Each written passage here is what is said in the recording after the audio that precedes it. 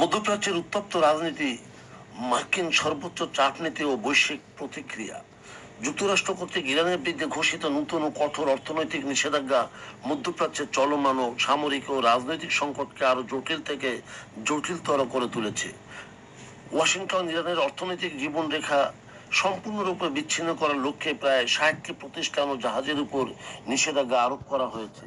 একই সঙ্গে হরমুজ প্রণালীতে নৌ অবরোধ এবং প্রয়োজনে সরাসরি সামরিক হামলা চালানোর মার্কিন হুমকি আঞ্চলিক উত্তেজনাকে আরো চরম সীমায় পৌঁছে দিয়েছে। অর্থনৈতিক নিষেধাজ্ঞা বনাম সামরিক সংঘাত। ইতিহাস বিশ্লেষণ করলে দেখা যায় যে যুক্তরাষ্ট্রের কঠোর নিষেধাজ্ঞা ইরানি জনগণকে চরম অর্থনৈতিক সংকটে ফেললেও দেশটির জাতীয় নিরাপত্তা ও পররাষ্ট্র নীতি বদলে সেটি অন্য কিছু হতে পারেনি। বিশেষজ্ঞরা মনে করছেন বর্তমান আত্মসমর্পণ নয়তো সংঘাতের তীব্রতা বৃদ্ধি পরিস্থিতির মুখে ইরান নতি স্বীকার না করে পাল্টা সামরিক প্রতিক্রিয়া বেছে নিতে পারে। মার্কিন আভ্যন্তরীণ জড়মত চাপ। যুক্তরাষ্ট্রের আভ্যন্তরে এই সংঘাতের নীতিগত গ্রহণযোগ্যতা নিয়ে বড় প্রশ্ন দেখা দিয়েছে। জরিপ অনুযায়ী ইরানে মার্কিন সামরিক পদক্ষেপের পক্ষে জনগণের সমর্থন এবং প্রেসিডেন্ট ডোনাল্ড ট্রাম্পের জনপ্রিয়তা দুটোই রেকর্ড পরিমাণ সর্বনিম্ন পর্যায়ে পৌঁছেছে। ভূ রাজনৈতিক প্রভাব। যুদ্ধের উত্তাপ কেবল ইরান ও যুক্তরাষ্ট্রের মধ্যে সীমাবদ্ধ নেই।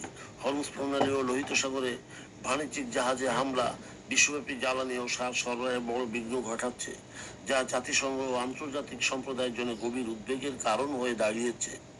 অন্যদিকে ইসরায়েল কর্তৃক পশ্চিম তীরে সেটারদের সংঘাত বৃদ্ধি এবং সিরিয়া ও লেবাননে চলমান সামরিক অস্থিরতা পুরো অঞ্চলকেই এক অনিশ্চিত পরিণতির দিকে ঠেলে দিচ্ছে।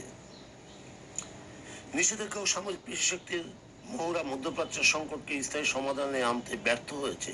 ইরানের পক্ষ থেকে প্রজ্ঞার সঙ্গে পরিস্থিতি সামাল দেওয়া এবং সেটি অন্যদিকে পাকিস্তানের মধ্যস্থতায় কূটনৈতিক প্রচেষ্টার ইঙ্গিতে স্পষ্ট হয় যে সামরিক উস্কানি বন্ধ করে আলোচনার টেবিলে নমনীয়তার দেখানোয় অঞ্চলটিতে স্থায়ী শান্তি ও অর্থনৈতিক স্থিতিশীলতা ফিরিয়ে আনার একমাত্র পথ। বন্ধুগণ, যদি আমাদের এই তথ্য গল্প আপনার ভালো লাগে তাহলে লাইক এবং শেয়ার দিন এবং আজ আমাদের সঙ্গে থাকার জন্য ধন্যবাদ। আমাদের ফলো দিন এবং সাবস্ক্রাইব করুন।